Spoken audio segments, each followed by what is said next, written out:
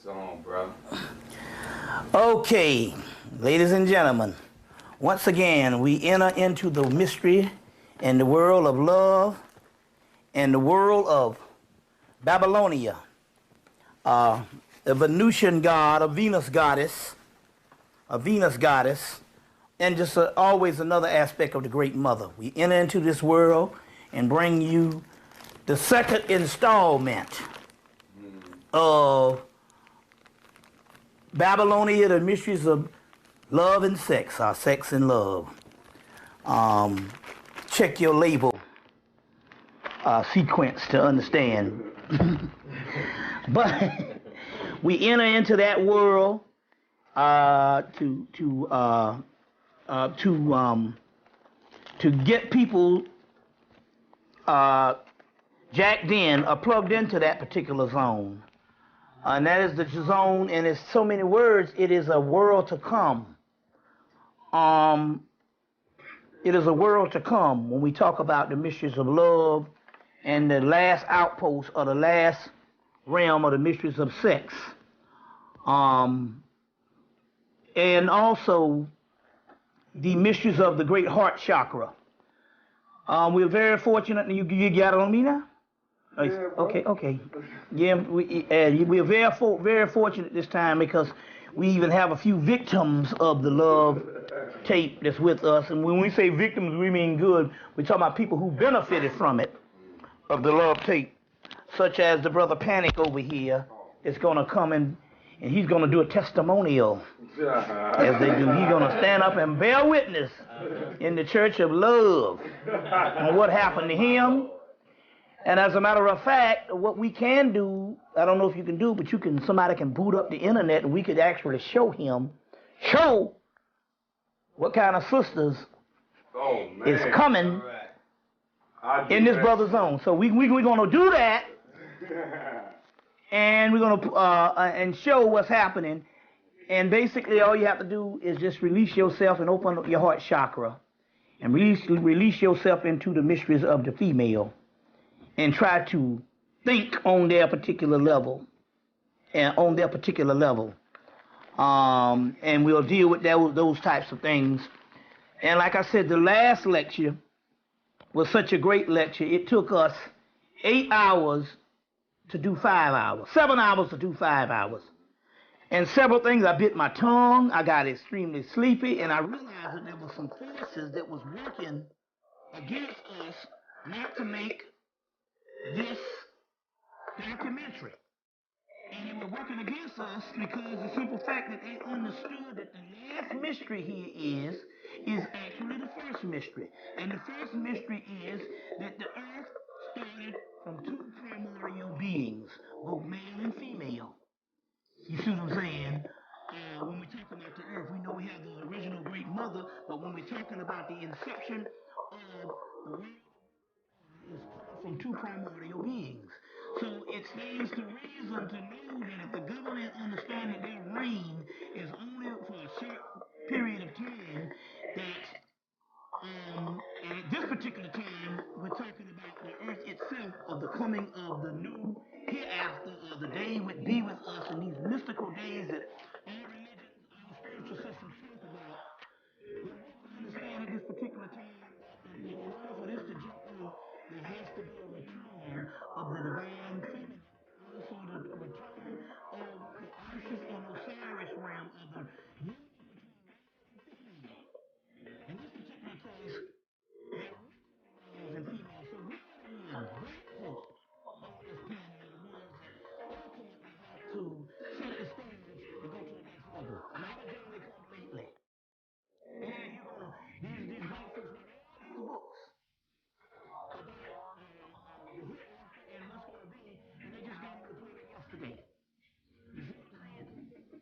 You know, just got on the planet yesterday. It has to be done by us. And that is why the disparity and the disproportion when it comes to both male and female hooking up in this particular country right here, the disparity, the imbalance, disproportion has to do with the black man and the black woman. We're talking about at least 11 to 14 million black women let's say about, no, excuse me, I'm going to get this right now. I'm going to get this right. About 10 million black women who can't even find nobody. We got internet full of babes or women that are beautiful. They can't find nobody. And I'm glad that the great goddess Babylonia swept me up, because I would be preoccupied 24 hours a day trying to please some of these sisters, because somebody had to do it. So many of them, so little time. And I was on a mission. Before I was rescued and stuff, I had rebooted up and got myself, reanimated to go on another odyssey. And the spirit was like, no, you already went on your odyssey. It's time for you to go to the upper room and leave that to the other ones out here. So I was rescued in so many words and all. And we're going to go into the science of that today. But, we're not talking about stragglers, you see what I'm saying, or hags or whatever. We talking about real deal women. Not no dizzy horses. Not no dizzy horses and stuff like this. We talking about real deal sisters who can't get nobody. They had an alpha convention in Atlanta in 2000, and I'm talking about some of the baddest babes on the planet out there can't get nobody. You see what I'm saying? Number one, they need to lower their standards. That's one thing. The brother on the bicycle might be your knight in shining armor. That's one thing. You know what I'm saying? We'll deal with that on down when we get deep into this particular thing. But what we're trying to say here, and I got a proto libation so we can get the energy up, and also we can get through this and all, which will be about an hour, but the tape will be about 4 or 5 hours. We got 6 hours worth of tape, so we're going to get through this within about a 2-hour period, but it will be 6 hours on the tape because the spirit world will make it feel like that if the people understand what's going on. But anyway, we're doing part 2 of this Mysteries of Babylonia. To start off, we show several pictures. If you notice up here, up top here, is me and my queen and stuff and all. I don't think I look as hot on the picture and stuff, but she compliments me pretty well and stuff like that and all, and make no bones about it now. She's, I like for guys to pull up on her. She comes, she said, that guy there pull up on me. So I'm different than, hey, man, you talking to my woman. I feel it's a compliment when you got a woman and guys pull up on you and stuff like that. So she said, this guy just tried to buy me a drink. And I said, well, you should have let him buy you a drink. She said, no, I didn't get in there. I said, well, hell, you could have let him buy us a drink. Shit. So I'm different and stuff. I don't feel threatened by that. You know what I'm saying? When people try to pull up on your woman and all, I think that's a compliment. And what about if you didn't have a woman motherfuckers didn't want to pull up on? That's a whole nother thing. So anyway, this is for the people who didn't get a chance to see her in the last tape, because the last tape I did, I hadn't even had sex with her at the particular time. And to give you a report and all, because she hadn't moved into the crib or moved down to Atlanta at the particular time. But we dedicated the tape to Linda Babylonia, which we still do today. But this is in retrospect now, because we're talking about what has happened at this particular time after the first tape, which she's moved down, settled in, moved in the house, start throwing away half your shit. Can't ever find nothing. You know what I'm saying? Doing their rendition of cleaning house, and making the stuff look like a woman lives there. You know what I'm saying? And all. So it's interesting, because I said, baby, I cleaned up real good, so when you move down, the house going to be spotless. And so she moved down, and after she moved down into this spotless house, and so we came in on that Tuesday, because I did the romantic thing. I went up to D.C. to rescue her. So we did the romantic thing. I flew up to D.C. and got her and all, like, your man came to get you. It's like the movie Officer and a Gentleman, when he breaks up into he goes up into the damn factory and pick her ass up and all, and walk out the front door with her and shit. So we did one of these kind of rescue things. So she got back, when she got back home, I said, well, I cleaned up the house and all and stuff like that. So that morning she got up and she started cleaning, and cleaned for fucking 2 weeks. So I guess a man's level of cleanliness is different. And I realized what it is. We will sweep around the couch. We will sweep around the bed. They sweep up under it. You see what I'm saying? So, and this is the key, because they like to throw out shit. And they like to throw out stuff and all, you know. And I'm constantly saying, you know, did you throw that out? You know, and stuff. And basically she doesn't, but still, you know, she cleans house. So in so many words, that had to happen. And we'll go into some deeper mysteries, even on down from the social to the sexual, and the aspect and all, to understand what is going on there. So that's the sister. As you know, we have the goddess Venus, which we're dealing with at this particular time. We'll go deeper into these particular mysteries with the goddess Venus, which we're dealing with. And this particular sister here, again, is called the African Venus by Charles Henry Joseph, who is the guy who actually, the sculpture who did this. He's a French sculptor, and he did these particular, these sculptures somewhere between the early 1800s to the mid 1800s. This is, he was born in 1827, died in 1905, but he did this particular piece in 1851. So you say that's the mid 1800s, and he did this one, I think, in 1848. Which is a Sudanese king. So we say that he went to the Sudan to sculpture the king, and he got a glimpse of this beauty, which we come to find out is Ethiopian. Which we found out is Ethiopian. He got a glimpse of this beauty and went back 4 years later to sculpture her, and named her African Venus. And once he did that, that put her in another realm. So this is a woman we're looking at here, and all the women look and say she has real nice breasts. You know what I'm saying? You know, little munchy nuggets and stuff. And so when they look at it and all, and it captures the locks, which was a debate whether locks even originated in Africa. They had a debate at Morehouse College in 1990, was saying, was it mainly a Caribbean thing or was it mainly an African thing? And then they said, well, we know of little boys in Hemmitt wearing locks, but they cut them off at age 12 or something. But we see now this is a full-grown woman, and she ain't about to be no little boy. But the key here is they have captured the locks. So this is a historical piece. And like I said, I went to the Baltimore Museum, Walter's Art Museum, and there was a little brochure. And when I walked in the door, I was buying the ticket for the Eternal Egyptian British Museum exhibit on ancient Kemet.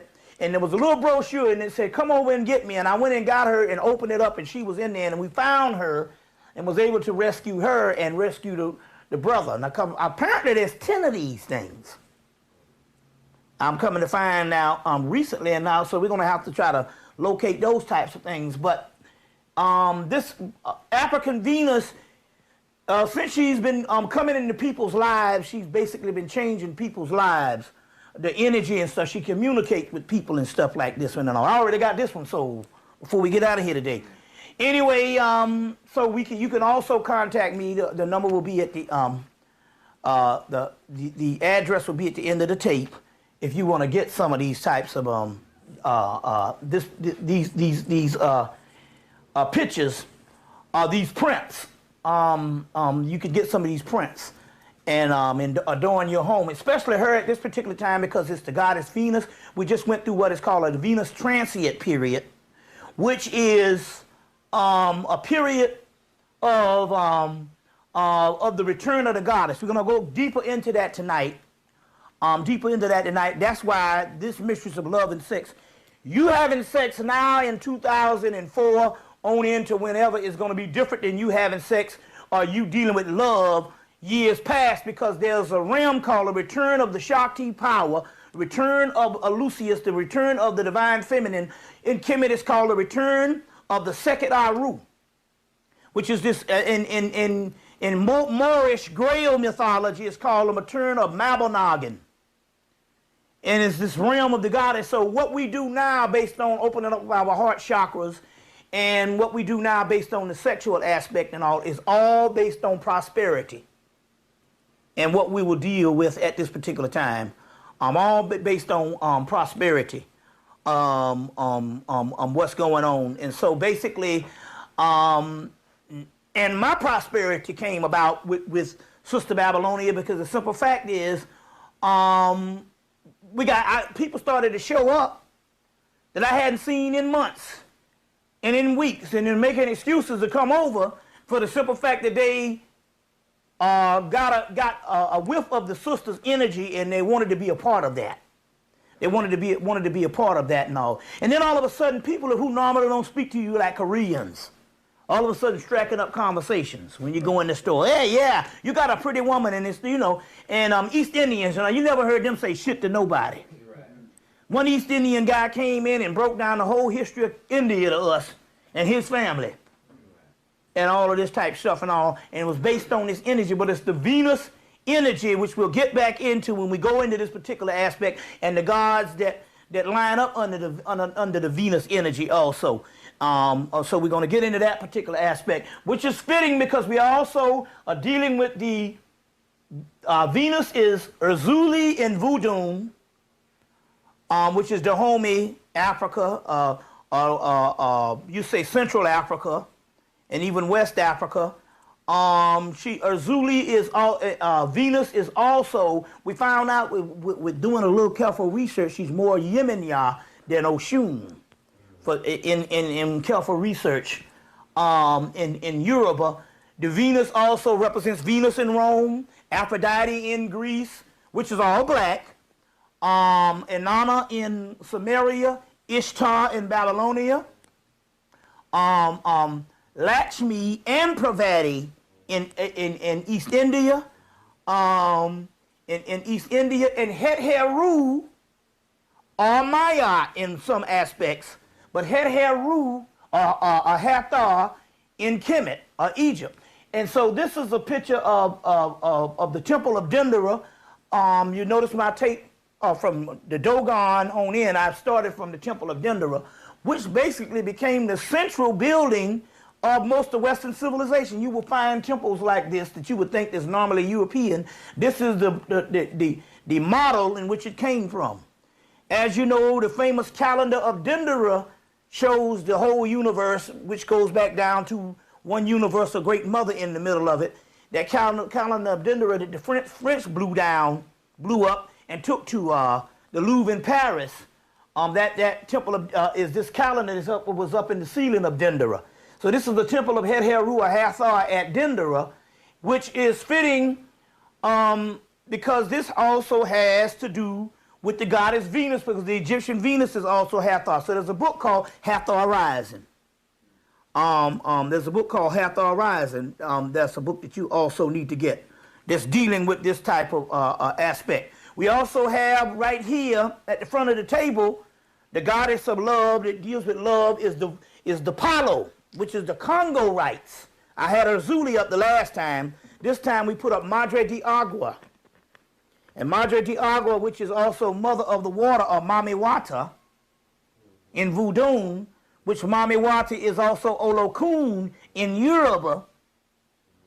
And Madre de Agua, mother of the water, is also the mistress of great love and strong love. So we put a shout out to her at this particular time to get the energy right. And so all of this type of things is actually going on. This particular temple, there was a priestess of Hathor, Het Heru, at an Egyptian exhibit that came through Atlanta from March to September the 19th. And in there they had this sarcophagus of this priestess of Het Heru or Hathor. And they had a doorway that was a part of this magical, that had something to do with the priest and this magical aspect of her dealings with Het Heru. And they say, you look in the doorway, and they say, well, the door is walled up. That meant that it was not made for you to go through physically, but to go through astrally, mentally. And so we looked through the door. I started cleaning out after and different things started happening, and the two sisters started discharging. We're going to get into the whole discharge thing, because this is not a negative aspect. It's just that the sacred water started flowing, which is called kalas, which is called kalas and stuff. And we got to start to untap those goddesses and stuff and untap the gate. And we're going to teach people how to make the sacred waters start to flow today. today and all, as far as so you'll know what to deal with when you go into those particular, when you tap into that energy. But anyway, certain things started happening romantic-wise, prosperity-wise, and all. So this particular temple of Dendera, they told me to go and resurrect this again, which is the Napoleon artist did a rendition of it. And if you stare into the doorway, prosperity, love, and all those types of things also comes back into your realm. So that's particular aspect. Now this is very interesting, and you can get a close up on this. What's the sister name? Chink. Okay, now this is the sister Chink. As you see, she has on the red that is fitting right now, because we got some ring dings up on there for offering to this is the goddess Babylonia. We also got some cherry snacks, fruit snacks that we by Nabisco. So he said, what are you buying all that kind of stuff? But I know what my woman eats.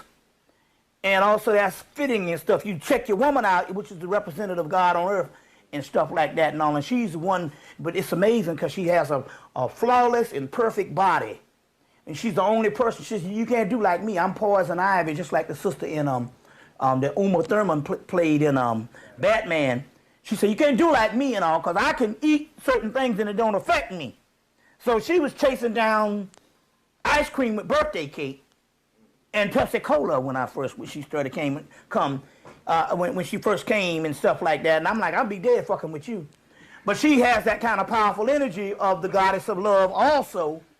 And the goddess of love also and all. And all the only thing happened to her is she just got fine and all, you know what I'm saying, and all, And so so that type of thing happened. But it's interesting because we got all this red stuff, the red candle and all, and that's the whole Babylonia, the Babylon, the beast, which is the root chakra, which we'll go into and all. But this sister here, Chink, has on the red. You you could actually zoom in that good?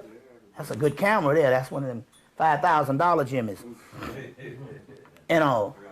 And all. But I found out that basically that's the best thing to do. If you praise them, you get away with a lot. You get a lot further, spiritually too.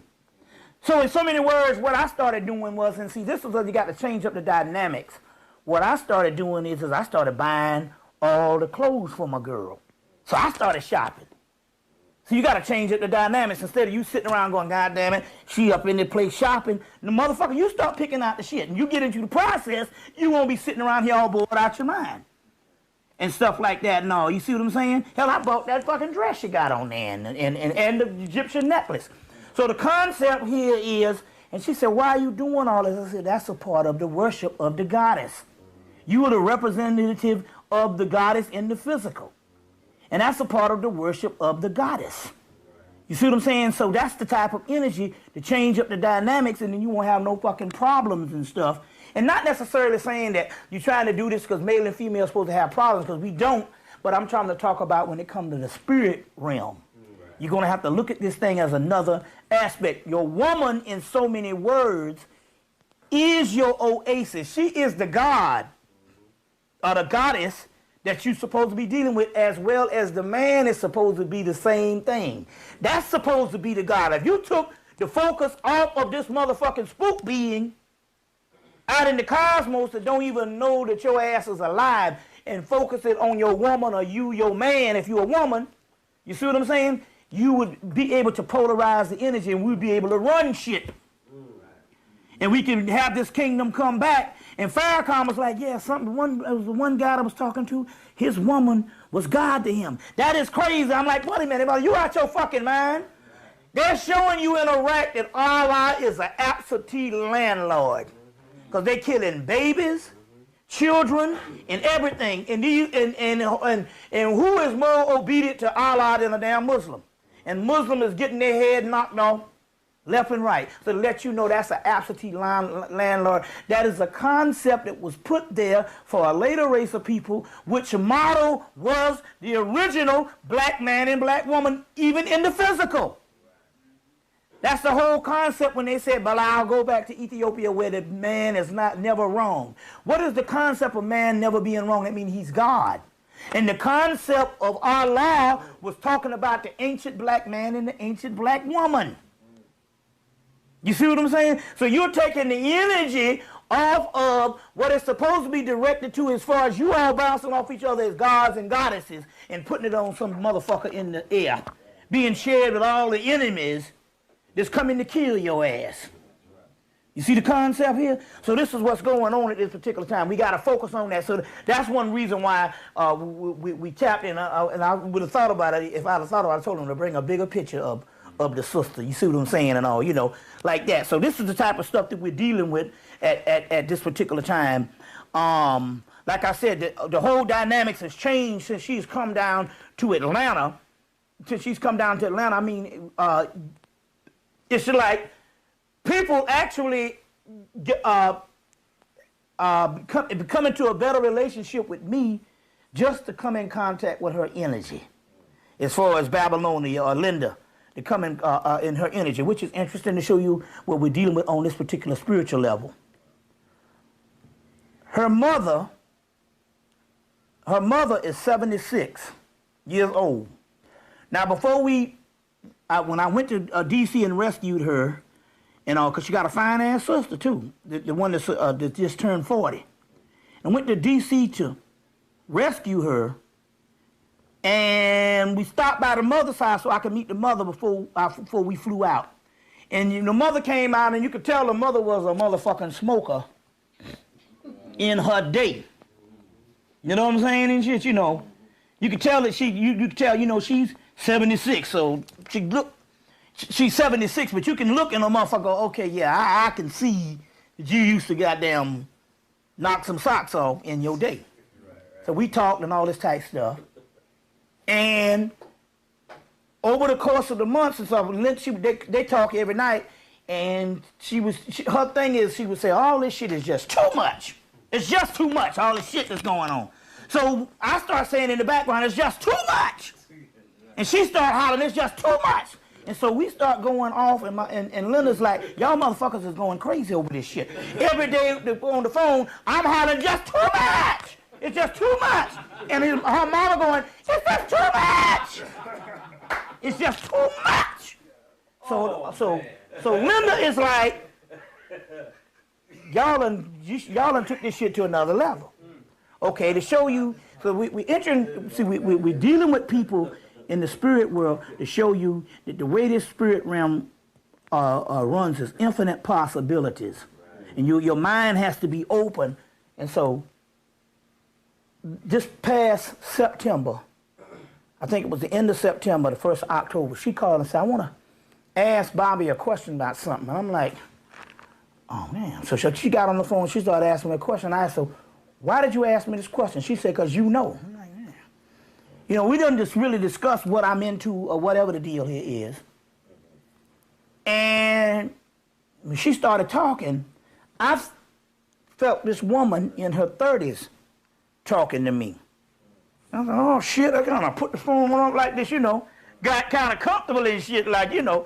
And I told her, I said, we rapping. Motherfucker, we rapping. And I tell her, Lynn, I said, well, we rapping and shit. And she was talking, and I said, you sound like somebody in your 30s. She said, oh, I'm far from 30 and stuff. And when I got off the phone, I said, wait a minute, hold on, some shit is going on. I said, grab the tarot cards and let's get the spirit realm going, and let's see where this shit is going. And I said, no, this is something different. And I said, and so I asked, I said, was this woman one of my wives or my consorts in the ancient world? And they said, yes. I said, yeah, I knew it. And that's what just too much was like a mating call, was coming back. And so I got back on the phone with her, and we started talking. We talked for about an hour, and I started just breaking down stuff. And I said, you know, she's on my feet. My legs are hurting, and I said, well, they're going to be healed, you know, in a couple of days. I said, you're going to be able to do what the hell you want to do and stuff. And so about a week later, they just started feeling better and stuff and started healing. And after a while, we call at night, and I start getting on the phone and start rapping to her. Now, this woman is a 7-day Adventist. She don't go to church now, you know, because she's shut in so many words because she don't get around like, you know. And she's a 7-day Adventist and stuff, real religious. You see what I'm saying? You know, real religious and stuff. So the next day, so one day she called, we talking on the phone and stuff. She said, oh yeah, you know they're getting ready to put people in concentration camps. I said, wait, where you get that from? I said, you just know it, I just know it. She said, oh yeah, they got concentration camps all up and down. I said, Linda, your mama on here dropping about the damn concentration camps. So the next day, she called and stuff, tell me about the Illuminati. I said, where you getting this shit from? Tell me about the Illuminati. Then they tell me about the New World Order. And so, and what it was is, her spirit was overriding her and getting back into the fold of things. Her soul was reconnected with a consort. You see what I'm saying? Did her number straight up Venus, Aphrodite, goddess of love, all that shit. She went to Howard back in the day. Dunbar High School was real big high school in D.C. Went to Howard, all this kind of thing. Straight up, you know, babe. And, you know, and all this type of stuff here and all. And so her spirit, she's communicating, and she starts to heal herself, and all types of things started happening. You see, all things started happening because ever since her and her husband parted, which he's still living, but ever since they parted, I think in the early 70s or whatever like this, she has been a woman that has been shut down. And how, you know, and probably some of her ailments and stuff was based on that lost love. So this stuff started coming in the ancient stuff, so I'm just trying to say, and I said, damn, I got 2 fucking women now. Now one is not in the physical realm, because my connection with her mother is straight up soul realm. You see what I'm saying? And a acquaintance with this old love that we used to have, an ancient love, I want to put it that way. And then I have the daughter who was in a whole nother realm. But I'm just trying to say we're dealing with this today because we're trying to show that this realm we're talking about is infinite possibilities, and you're going to have to break out of anything of what you think is conventional, especially the sisters. When it comes to looking and the way you view love and different things like that, whether you're running or whether you feel not satisfied, you got to start looking at another paradigm. Everything is not supposed to be in a box on how you're supposed to go about certain things or be fulfilled. Some of this stuff is non-physical, but it's just as spiritual, which I will get into in a few minutes also. Y'all all right? So these are some things that's actually going down. That's actually going down on this realm because we are in this particular aspect of teaching. Now, there's a whole tribe down in Ethiopia where the woman stands before the man and do this so-called gyration, right, which Farrakhan so eloquently downs when he was talking about the people on Soul Train. That's a part of the spirit realm. That's a part of the spirit realm. So if you don't think that's a part of the spirit realm, well, look at what's going down with all this download stuff. So you can't have it both ways now. We need to celebrate this. So what we're talking about here is, we just showed you the image to show you the beauty that's going on. But remember now, this is not pornography because 90% of his conversation is done over the phone and he's hearing pure straight goddess because it's based on their voice. You see what I'm saying? That's based on his voice. Now, what is actually happening here is the same thing that started happening to me in 2000 and late 2000 and 2001. I started breaking out with hives. The hives would come there 1 minute, the next minute they're gone. Right, same shit. And the body started metamorphosizing because the heart chakra was opening to a certain level and it started emitting certain pulsations and hormones. There's a book called Kundalini, it's a purple book by Lillian Silber, and I talk about it on my lectures. Kundalini of Depths. Kundalini of Depths by Lillian Silburn. And in that book, they talk about the heart chakra pulsating these several emissions. And I used to lay down. I could be up working and doing all kind of strenuous work in the house, which I'm lying. I don't do no damn strenuous work. Oh, shit. No, I've been a gentleman of leisure for quite some time now. But I used to do some things that might have some things that I might require that I do some work and wouldn't feel my heart or anything, and then lie down real quiet and my heart is about to jump out its chest. That is because that particular heart energy is a heart energy that is a heartbeat that is behind your regular heartbeat. It replaces your heartbeat. It is what makes you immortal. Your regular heartbeat is fragile in the particular aspect that something might go wrong on the physical earth and your heart might just stop and you might die. But when you have the heartbeat that is coming from the soul, that heartbeat replaces the other heartbeat, and that is the immortal heartbeat. So what happened here, you have these people get hit by a car and nothing happened to them. That's because the pulsation and the rhythms of that particular heartbeat, or the pulsations of the rhythms, are from a primordial realm and has nothing to do with the earth realm and how you, in the anima that animates everything down here and gives the beat. So we got one God replacing another God. Mortal God, which is mortal heartbeat, and the immortal heartbeat, which is called the primordial heartbeat. So when that primordial heartbeat comes in, your body starts to change and change because of it.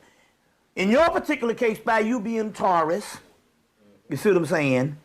By you dabbling in some form of the erotic world in the past, right, and based on your consciousness and whatever thing you were dealing with, the combination came together based on your incarnation under Shiva energy. And as a result, when you asked that, it was your initiation into that particular realm. And into that particular realm. So what we're talking about here is a whole nother world of the divine feminine that I knew that if I stayed the course in teaching this particular information, pretty soon I would initiate into this particular realm. And as a result, that's the realm that I initiated in. Whereas you have what is a book by David R. Kinsley's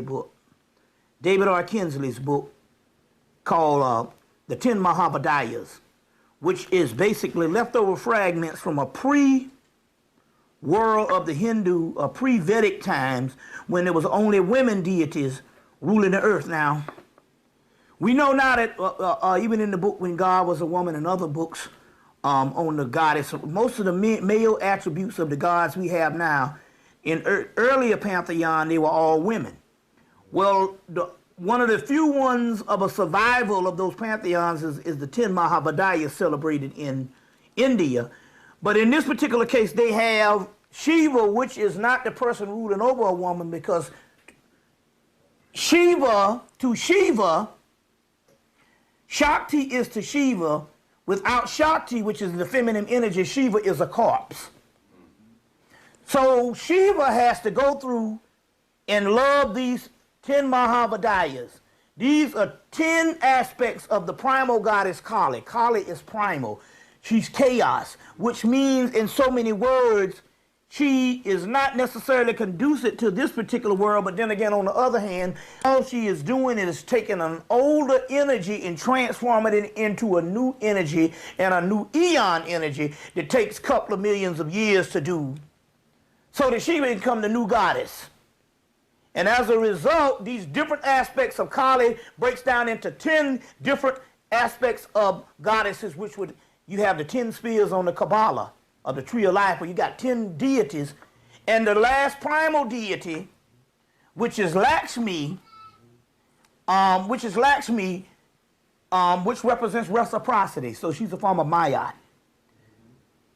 The last primal deity, Shiva has to go through these different women, as I had to go through 13 of them. 13 is the lucky number because Linda Babylonia is the 13th woman, the 13th angel. the 13th diva, or the 13th asura. And so I had to go through this, and as a result, Shiva goes through the 10 Mahabodhiyas to get to Lakshmi, the final prosperity. In so many words, what he's doing is he's putting together the perfect alchemical vessel of a woman. He's reconstituting a restitution of the goddess and reestablishing the energies, the primal energies, into the final alchemical phase of illumination, because alchemy takes something old and makes something new out of it, the final finished product. This is the basis of religion, masonry, and all of this. So she becomes the final product, which in this particular case was ushered in when Venus came to the planet on June the 6th of 2004. That represents the return of the divine feminine. So as a result of these several ones, my plateau, or my fountainhead, ends up being Linda, or the goddess Babylonia, in the human form of Linda, just as you would have whoever the mate that you would deal with would be the final product. The key here is Shiva has to go through until he finds, and all these finds the ultimate reality, and all these are different aspects of the goddess Kali, illuminating herself to the highest level, to the highest level. So this is what is going on at this particular time. So that particular realm that we're talking about here is a living realm and a living presence of the divine feminine. And the ultimate reality as your passport to travel through these realms is all based on your heart. You see, so that means that also the ego aspect of a man should be this. Are you looking for that woman to complete yourself in this particular aspect? Some men look at women as a woman that will only celebrate his ego. So she has to be a certain beauty, a certain stature, a certain thing, because he can't be seen with something subpar based on the illusion of the image that he's actually thinking he's doing. Because it's just purely physical, what we judge people by. So as a result, a lot of men go at women to make that man feel good about himself or his ego. You see what I'm saying? Which is a purely physical aspect, and it has nothing to do with the heart. So you have to ask yourself, is it the heart chakra? And in the particular aspect, it has to be the way of the heart. The pilgrim has to understand the way of the heart. Now, in the Grail Mysteries, there's the King Arthur's Knights. King Arthur's Knights, which the original word knight meant black. Your Knights Templars in actuality was actually started and influenced by the Moors. Now, we know this because even in your book, Idris Shah book, this one is called, this was the way of the, no, not the way of the Sufi. This one was, it's just called the Sufis. The Sufis, introduction by Robert Graves. He talks about how the Baphomet that you see, the Sabbatic goat, is celebrated as the head of the Moor, which meant the completed man. And that's who they aspired to be like. So that meant that their masters had to have been the Moors. It had been the Moors. So the Grail Mysteries come out of these particular signs. And the Grail Mysteries is the knights, the trusted so-called knights, are looking for the Grail, and none of them can get the Grail because they all look for the Grail as some aspect of their own chivalry and own bravery, and they don't understand the Grail is ultimately the woman, the feminine principle, and they fail because they're not humble enough to look at it. Now, we have a master that came to our hells of North America. And believe it or not, he had it right on point when the Honorable Elijah Muhammad said that 90% of my mission is with the black woman. So he understood that particular aspect. And so he had all these women. Well, that's what he's supposed to be. You can't know woman not unless you have a whole bunch of them. Now, don't necessarily mean you got to remain with a whole bunch of them, but you can't truly know woman. And he was dealing with the Shiva, the Dionysian, and the Osirian energy. You see what I'm saying? And just the same thing I had to go through. I had to go through different energies, and it's not necessarily saying these energies was negative or less than the other. It's just that I had to go through these different energies to know the different women. One thing I did find out was this, and it was purely spiritual, because I had made this call for sisters, and it's still a call that sisters should try to understand on a social level. And so in 2002, I made this call for the sisters. I said, sisters really got to make an assertive effort to try to get along better, because you all player hate on each other more than brothers do. And I understand why you're in double oppression. There's competition, and there's male competition. Even sometimes when male is not around, the competition level between women is set at a young age. And although the man might not be around, it's the same thing as the white man might not be around, his racism still permeates our community. Well, it's the same thing with some of the male competition. And so you play a hate on women based on a trained cultural aspect of the Western civilization, period. And so you play a hate on the sisters. I made this call at the sisters. If you do have a good friend, you have to come closer and make an assertive effort to become more and more friends with each other. But later on, I'm entered into the mysteries of multiple women at the particular time, which those particular mysteries at that particular time was that I had to be honest with them, saying, well, I'm not necessarily looking for a monogamous relationship right now, but you can get down, you see what I'm saying, with the Bobby Hemmitt Traveling Minstrel Show. Oh, shit. Right. Now, I don't want to make fun of it and stuff, but I said, this is for this exploration into the many facets of the feminine. And as a result, because I was up front, all of them agreed to, assist me in this project, or in this quest. And one thing that came out of this, in the middle of this, was, and I had to call on a sister to make the final conclusion and have her bring down the goddess. And I said, I want to ask you a question. Do the goddesses supposed to get along? And she said, not up here we don't. I said, and I asked the question, because I got the channel, but I wanted to check it through the sister and through the goddesses. And they said, because each woman has their own universe. They have their own universe. And they ain't going to take another person's universe bumping into theirs. You know what I'm saying? You just can't fuck around and go up in the woman's kitchen. You know what I'm saying? And think you're going to cook some meals and shit up in there and all. You know what I'm saying? That's her shit. You know what I'm saying?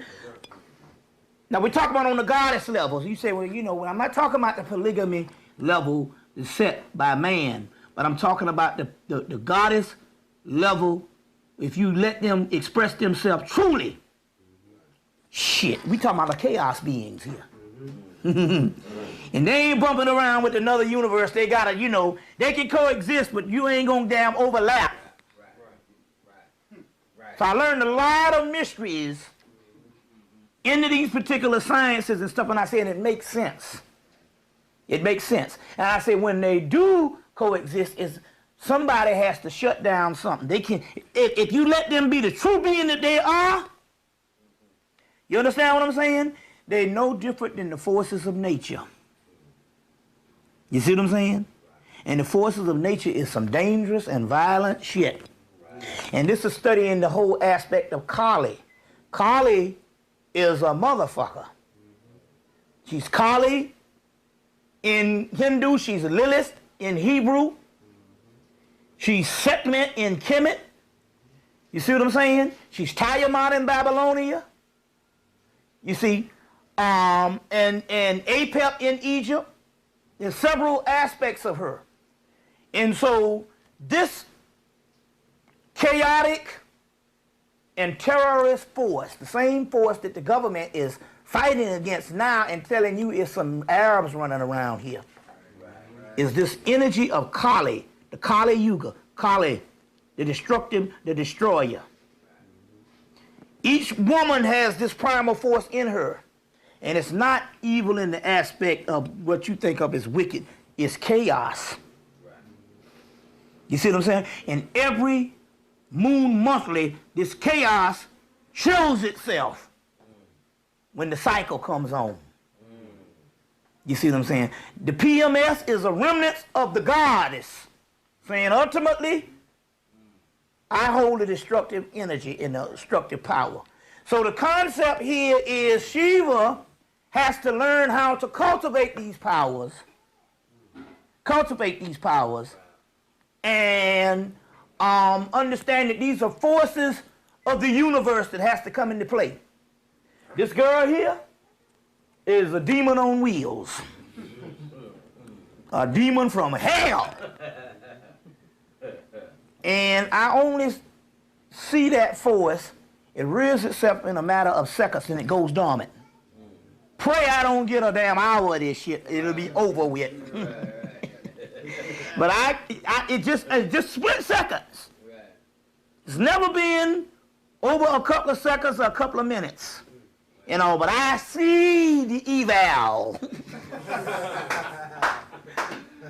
Now, for you people that don't understand, I have to just have a disclaimer for people who just joining us for the first time in the consciousness.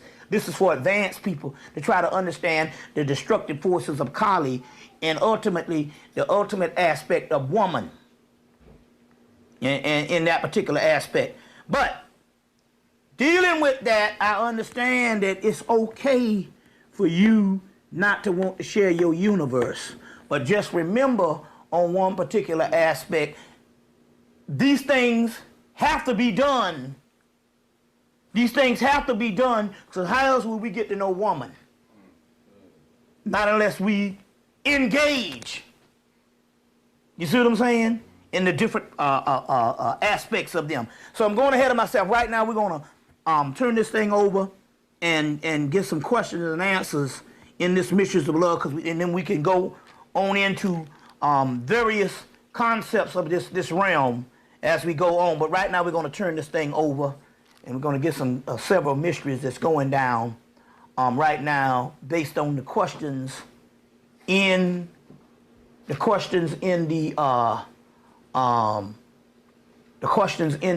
spirit world, or in the question world, or the world of learning. We want to turn it over to different people from around the country and different people over the New York area that call in and want to know several things about the Mysteries of Love and Sex. So we showed you those beautiful sisters over there, but we also showed you the ones with the clothes on too.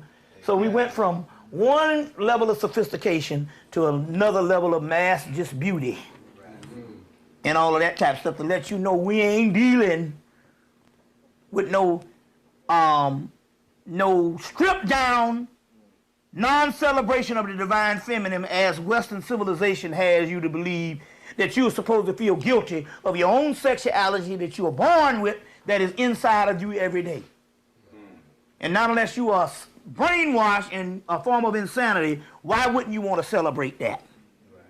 You know, so it was interesting because one sister we was talking about, she said, man, really this earth really has nothing down here. It's just, and I say, I feel you. This shit is just ridiculous. It's repetitious. What's the point? You know what I'm saying? At this particular time, we're living for white people to create the next thing that we can't live with. In materialistic aspect, whether it's an article of clothing or whether it's some type of new technology.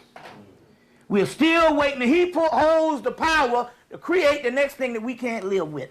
What new truck is coming up? What new kind of rims is coming up? Scented rims, rims. You know what I'm saying? You know, anti-fart repellent. What thing in art, in things that we got to make all this money where we got to go against our... Going back to what I was saying was, the sister was like, you know, this shit is repetitious. And she said, well, I don't see nothing down here. I said, there's only one thing that's down here that to me is the greatest thing ever, and that's woman. Right. I said, I can't get past it. Right. You know, and I say this shit has been plaguing me since the fucking first grade. Kindergarten. You know what I'm saying? And I can't get past it. It's the ultimate reality because it represents a physical representation of that realm in which we're going to go to.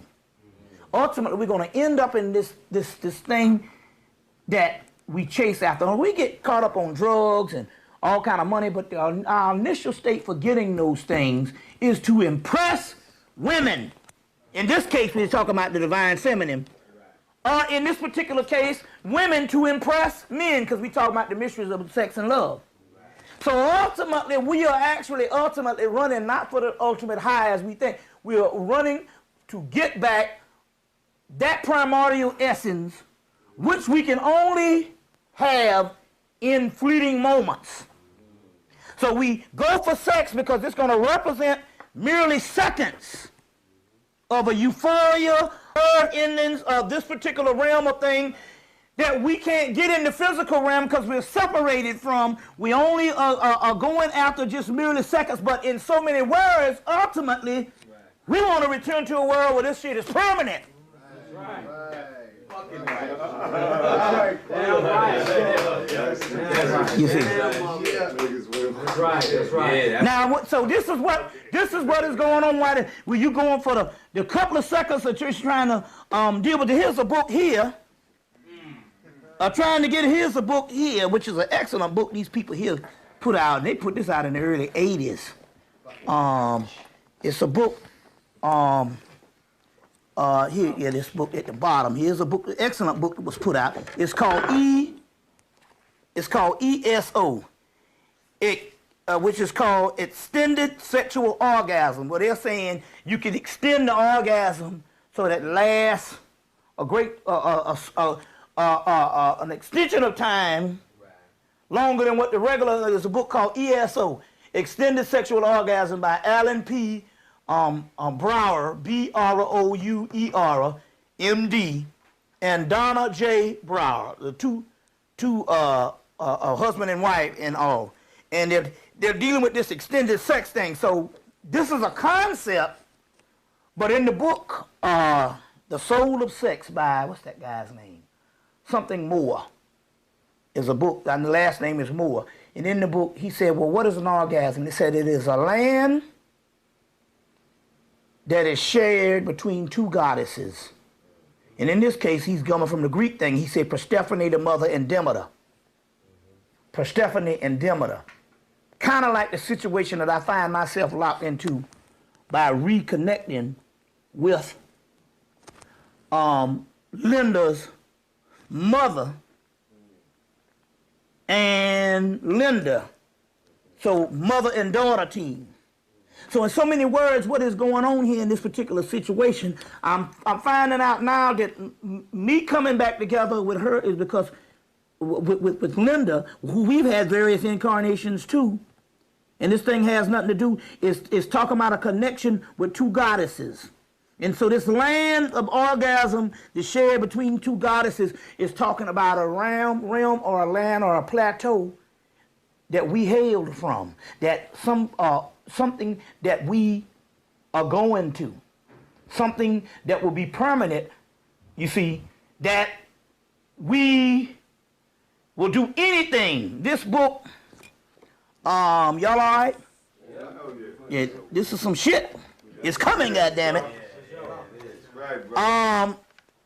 The Secrets of Sexual, this book called The Secrets of Western Tantra.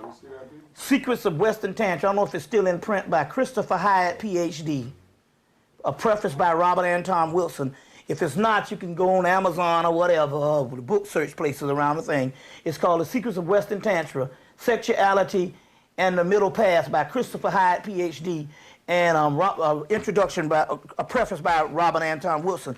But it goes in, it talks about what is this sex thing, what is this sex thing, and it talks about how civilizations have been fought, rose, and fell based on this whole thing of the union of the two species. You see what I'm saying? That's what that whole Troy thing is about. It's a mythological tale in so many words, but the world went to the whole war over a woman. So what I'm trying to say here is we're not necessarily focusing on the social half, but we're saying, what is this energy?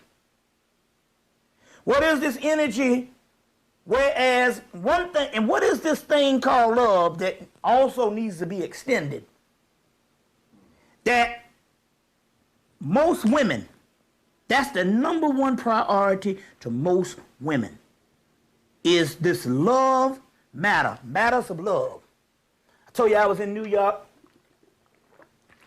Xerox these papyruses from the University of Chicago, and they had all these spells in them. And I was saying, you know, they got these spells and stuff like that, and they were like, yeah, well, I was up in Harlem. That's to say New York, because we're in Brooklyn now. I was in Harlem, and nobody came up to get them, and I said, well, there's 7 love rituals in this, and the line formed a line, and it was women out the door to get those things. So by them being a higher being, they sense something that they're looking for that they can't quite grasp. And that is one reason why they are unfulfilled. 98% of them, not because the male is just so messed up, it's just that this thing has got to go to the next level. You see what I'm saying? It has to go to the next level on that particular aspect. Now, dealing with that, let's go into, and we'll go deeper into some mysteries. We'll go deeper into some mysteries. But let's go into some questions. We come right back while I change the tape. Yeah, good. Yo, that shit's on fire. Man. Now we go. Okay. So like I said, we have to also, every aspect of our lives, and first thing I want to do, to teach the brothers and the sisters out here, in order for us to take this to the next level of evolution, we need to get out of all conventional ways of what we think a relationship is supposed to be. You know what I'm saying?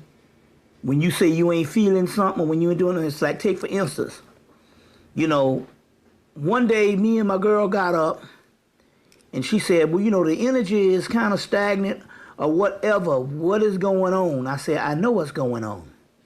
I said, we are at a realm right now that ultimately we don't supposed to really become so comfortable and satisfied in the love that we have on this realm, because this thing that we have gone into is not like a regular relationship. We're not dying and getting old gracefully. This is a love that's in a transition. So it is up here, and it's going to always be up here, and it's never going to be that satisfying down here, because it's not that type of love. It's a love that's in transition. It's a love that is forever unfolding. So we got to get out of all of these last human experiences of what we might say is the perfect relationship, mostly taught to us by Europeans now who have never had a perfect relationship. You see what I'm saying? And we got to get out of these particular concepts to understand, to give this thing a chance to develop into something else. And right after that, I got in touch with her mama. And I'm on the phone with her, and she's just tickled to death saying, y'all rapping like a motherfucker. She said, I said, yeah, I'm rapping. Because she understands on the spirit realm that this is a spirit that I'm reconnecting with outside of the mother's physical body. You see what I'm saying? And the mother starts, and she's starting to heal. You see what I'm saying? Because her soul, which, if it doesn't get a certain amount of things down here, It goes so dormant for years, then it will exit. That's what you have death when there's no more purpose, as they say in the Matrix, a will to live. But because of the connection, they say, well, if I got to be here for a minute to connect with him on the physical realm, I might as well heal this body. So we're dealing with things here that is above. We're taking this to the next level because we're the only people that can do it. So the concept here when we're dealing with these things here is to allow yourself to let things work spiritually by not with all these laws and all these books and stuff of people in their relationships, which could be their relationship based on their cultures. And their culture is not necessarily conducive to your culture now in 2004, 2005 or whatever. You see what I'm saying? It's not conducive to that, but it's not conducive to that because you might be in a whole other geographical era and another time zone and another biology, which means we're changing all the time. In this particular case, we are remembering that which we lost from the primordial aspect when we was running this shit not as Egyptians, Sumerians, and those civilization of man, but when we was running this shit as gods and goddesses. Because all the general mythology that the ancient people wrote down in their books to worship gods and ended up becoming worshipable gods was just their manuals on how they used to live at a higher state. And they got separated in knowing that this was them and thinking it's some omnipotent being when it was them and their fucking ancestors. That's why the Africans worship their ancestors. They were not worshiping the idiots that's running around there with some millet and some spears. They was worshiping the ancestors when they were gods, which used to be their own human existence. You see what I'm saying? And they forgot that this was them. You see, and got caught up in this particular cultures and stuff that came after that. We're talking about primordial godhood, which we have not even begun to explore, even our own biological capabilities. And just what our mind does, which means we can't box it into this one paradigm of what we think a relationship is supposed to be. So I told my girl, I said, it's unfolding. And as a result, she said, it's time for you just to call that little girl. This is her mama that's 76 and she calling her a little girl. You know what I'm saying? And so I said, well, it's on now because your mama expect to get her rap on with her nigga. You know. And we sitting there and shit, and I'm saying, you know what? Shit, I'm looking for some new shit. So it's some therapy for me to talk to this consort of mine from the past. We're really not talking about the physical at all. We're talking about something the mental, something on a mind level. You see what I'm saying? So in that particular case, going back to your question, you can change the physical realities because for the simple fact that my mind can go from one dichotomy to the other and different variations in between, it means that this illusion is not real because it doesn't have strong enough laws to hold my mind into one paradigm. So therefore, that's why Shiva went through the several Mahabodhiyas.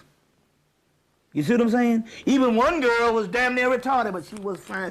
And ironic, the one I got now, she'd have to be in competition to the one that was damn near.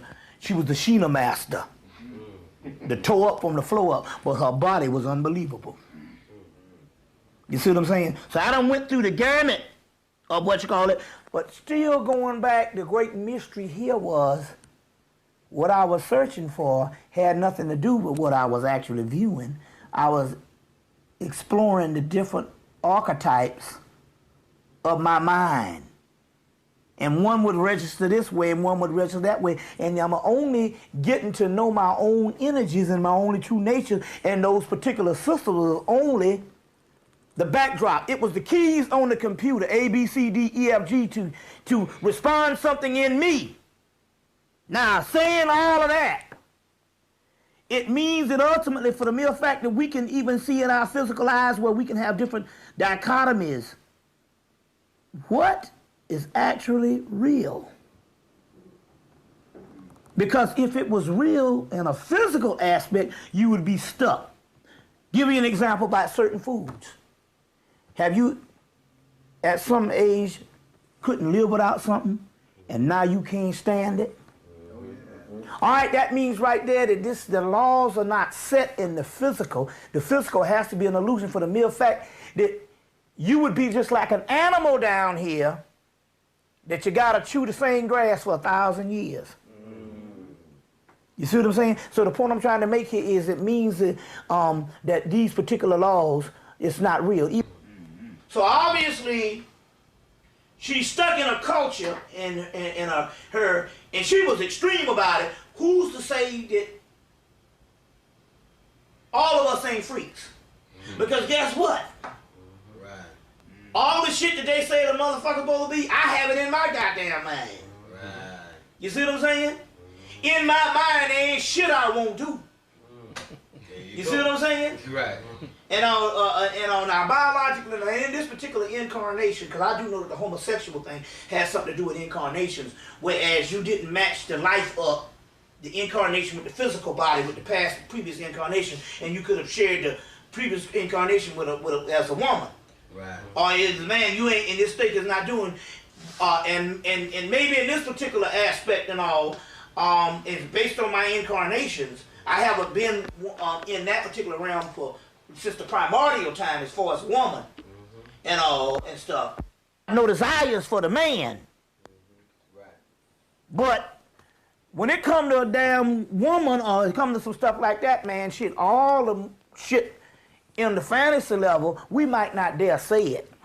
You know what I'm saying? Right. We might not dare say it, but goddamn it, we ain't saying we ain't thinking it, because you got to be honest with yourself, and you got to break out of this type of stuff, and don't understand that in actuality, that's not necessarily something to be looked down upon, because look at this. I know now that when you go into the Book of the Dead, and you'll see these different vignettes, which is in the Book of the Twat, or the Twat, and it goes through several hours of the night. For the mere fact that if it's going on in the night, it's connected with dreams and it's connected with sex. And as you go on into the hours and stuff, you start seeing these monsters appear in the vignettes. And those monsters are hieroglyphic, are hieroglyphic signs and symbols of not actual monsters, but levels of eroticism on where your motherfucking ass will go on the bestiality level. Right. Damn right. If not with an animal, Right. animal-like behavior. Damn right. Right. Damn right. And we men a lot of times, we are trained not to express it because we are trained not to express emotions, but I have seen some shit in the women. You see what I'm saying? That is being animal-like. Oh, yeah. You see what I'm saying? You know, because they are much more free. And what we're calling freaky is the most expressions and stuff. You can see this type of thing here and all. So we got to get out of calling that freaky. No, they're on the highest level of opening up the gateway to let the spirit do what it's got to do. Damn right. And express itself. Damn right. Shit. You see what I'm saying? And I have seen that. I've seen, things where the motherfucker was, I said, am I doing that bad? She's laughing at me. Right. And I look real close and she ain't laughing. She's in a trance. She's having a conversation with some other motherfucker. Right. I'm like, who the hell you was having a conversation with? She said, the motherfucker who was inside of you. We was having a get together while we was, oh, goddamn Wang Dang. Oh, shit. Oh, shit. Fucking Wang Dang. Now, so that kind of thing that's going down. Right. So in so many words, with the right energy of divine black love, especially with us, coming together with the right polarities, and I've had some amazing shit with the other 13 Mahavadayas. But with her, she encapsulates all 13 within her. That's why I said we got to find our paths on these things. So as a result, not saying that you got to fuck with 13 girls. I just had to go through that to show the end result that it could be the first person you hook up with. And stuff, and you vibing on the same aspect. Whereas when we started getting busy, it started raining so motherfucking much until the goddamn roof started leaking. And then the damn roof motherfucking ceiling fell in when damn Hurricane Gene came through. And that's as a result of us weakening the infrastructure. You see what I'm saying? It's an old house. And weakening the infrastructure and stuff like, because the water is powerful. If it one leak, it can tear out a whole wall. Right. Bruce Lee said, be water, my friend. It's the most powerful, and stuff like that, which will get into the water aspect of this in a few minutes. But as a result, we did affect the concept of nature around us, because the nature is up for grabs. It was always supposed to be utilized and controlled by man. You see, it's up for grabs, and that's exactly what we started doing. Now we know for a fact that the one reason why white folks don't want us to bump and grind, where they got such a locking up your man, because if the right alchemical people, which is the one especially in the Western Hemisphere, the blacks who went through slavery, which was a milling process and an alchemical process of different gene pools being mixed together to make the perfect smooth elixir, smooth ashlar, which masonry talks about, the perfected stone, the philosopher's stone. That if we came together and started bumping and grinding, and where you had a greater proportion of men that could get with women. Let's say if we just had the proportion of men who, availability of male and female that we had in the 1960s or the 1950s. Even the 1970s, but especially the early years, the 1930s and 40s, before this really started fucking with us, with COINTELPRO and everything else, and the government and the FBI. If we just had it so it's a greater proportion, we can get together and get busy. You see what I'm saying? Especially free love, because that would have really did it. More questions? All right, the last question from the people around the country. Can love blind you?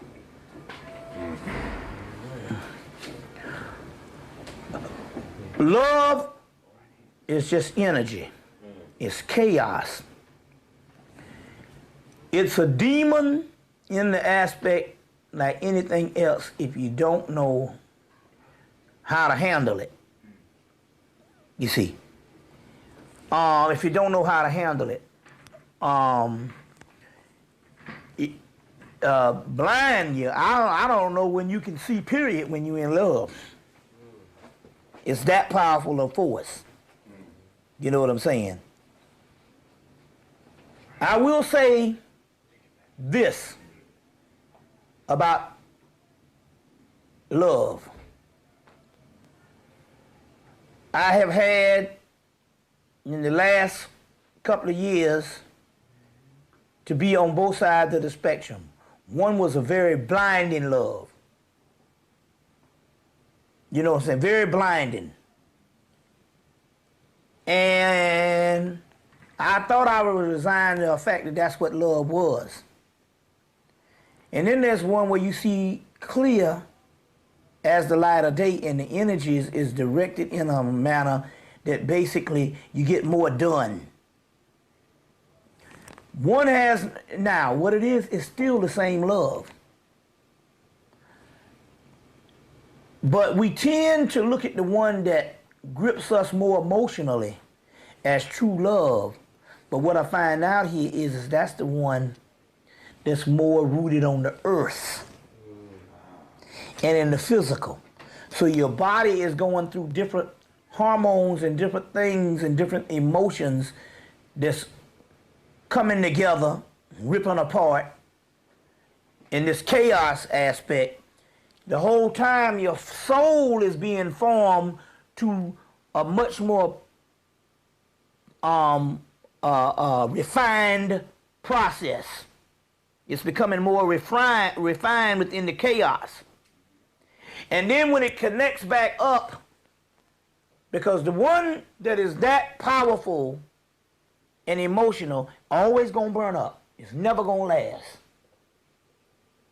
You see, that's why in Trinity, when the woman's Persephone on the movie Matrix say, you are in love, but these things never last. What she was talking about is the earthly love. It never lasts. Then there's a love that's harmonious, but it has more to do, you see what I'm saying, with a more cosmic, you see, or otherworldly love. And a lot of times, some people might think because that's an otherworldly love, that they're not as in love as they were when they were in the one that was more emotional and turmoil. No, what it is that love is always in transition, and that's the love that always has potential and is always leading somewhere. The other one is a stage that burns out. You see what I'm saying? It's a stage that burns out. So you just got to understand that two different aspects, and those two different aspects don't mean that the love is, you're not that much in love or whatever. It's just that you don't, anything that you do down here, you don't supposed to return to. We're always in a state of flux. You see what I'm saying?